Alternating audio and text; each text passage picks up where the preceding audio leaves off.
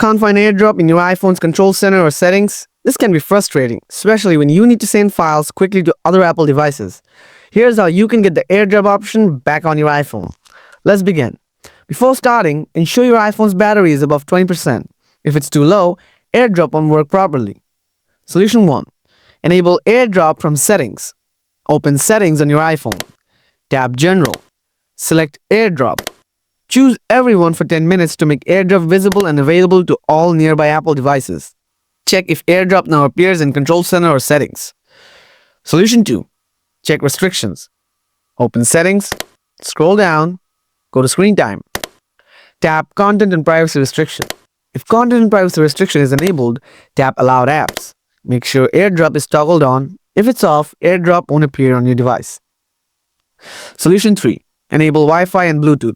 Open Settings and ensure Wi-Fi and Bluetooth are both enabled. AirDrop requires both Wi-Fi and Bluetooth to work, so they need to be on for AirDrop to appear. Solution 4. Update iOS. Go to Settings, tap General, then select Software Update. If an update is available, update your phone. After updating, restart. Check if AirDrop is visible on your device. Solution 5. Reset Network Settings. Open Settings on your iPhone, tap General, scroll down, select Transfer or Reset iPhone. Select Reset. Then choose Reset Network Settings. Confirm by entering your passcode. This will reset all network settings. After the reset, check if your AirDrop is now showing on your iPhone.